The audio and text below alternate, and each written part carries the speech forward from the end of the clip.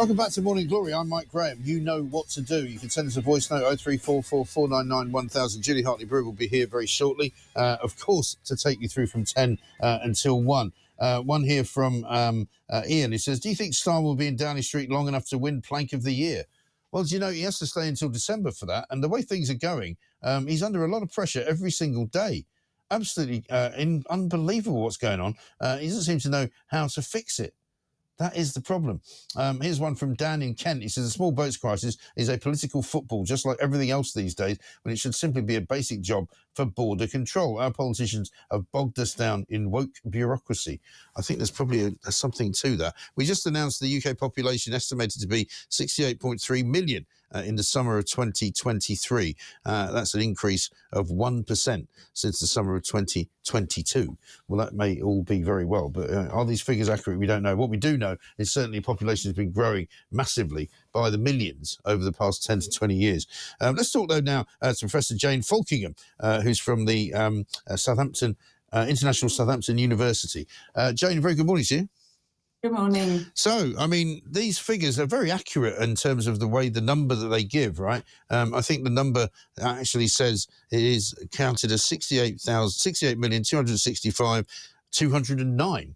I mean, yep. I often wonder what would have happened if the 209th was maybe mistaken. I mean, I'm just being flippant, really, but they're very accurate with their estimate here. What would be the reasoning why it keeps going up? Because we're told that there's a falling fertility rate, there's a falling birth rate in this country, so presumably it's down to immigration. Absolutely. So there are only three components of population change. There's births, deaths, and migration. Right. So each year, the Office for National Statistics takes the population estimate from the previous year and then adds in all the births, takes off all the deaths, and we know those things pretty well because we have to register our births, register our deaths. Yeah.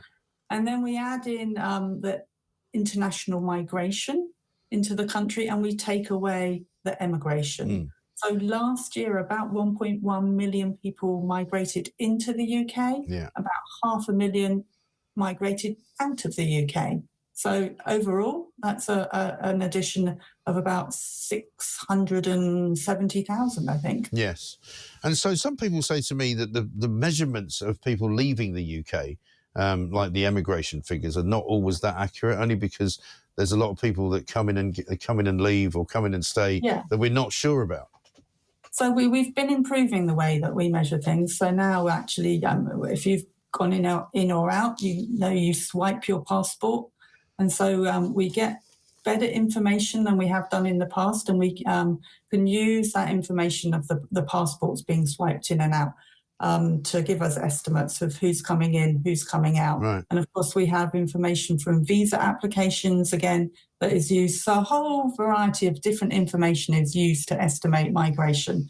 But you've already referred to in the programme, of course, we've got people coming in through boats, we've got undocumented migrants. So these are estimates.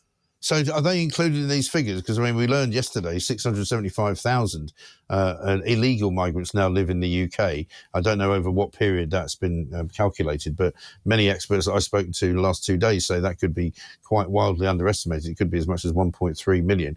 But we wouldn't necessarily have records of them, would we? No. So the people that we know about, the asylum seekers who've been registered, they are taken into account. But if we don't know that the people are here, then we don't know the people are here. No.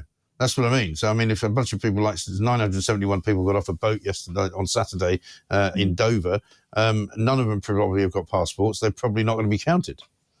Oh, they'll be counted because we know they got off the boat, and so we know, and they then become documented asylum seekers, right, and go into our system. It's actually the people that aren't in the system that we don't know anything about.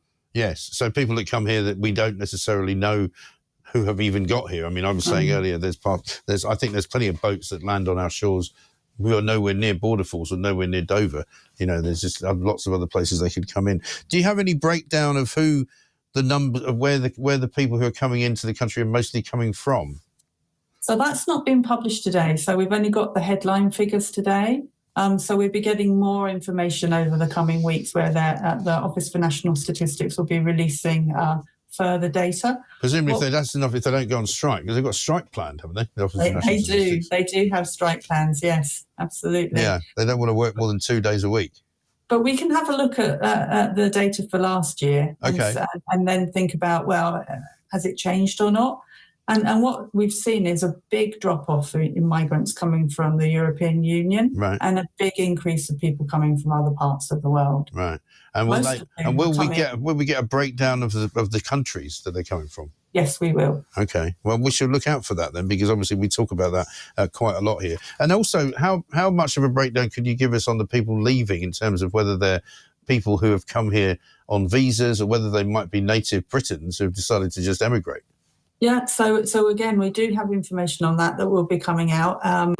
It's around about, well, if we look at last year, there was quite a significant number of UK nationals moving to English-speaking countries of the world, like Australia, Canada, the US.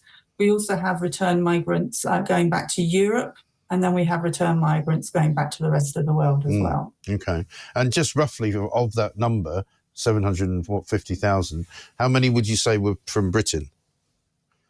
I don't have that data to hand, but from memory, it was about 50%. Okay.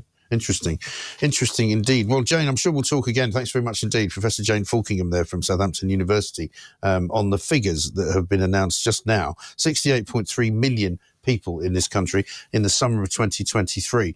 And what we know about that increase in numbers is that 1.2 million immigrants are coming into the country, largely from countries outside of the European Union, so Asia, Africa, that kind of thing. And then half of the 750,000 going out of the country, so that's, say, 300,000, are from Britain. So you've got British people leaving Britain and people coming into the country from elsewhere, making Britain less British, surely. Isn't that an argument? Well, I know it is an argument. I'm not really asking you. It is an argument. What the hell's going on? This is Talk. More coming up after this.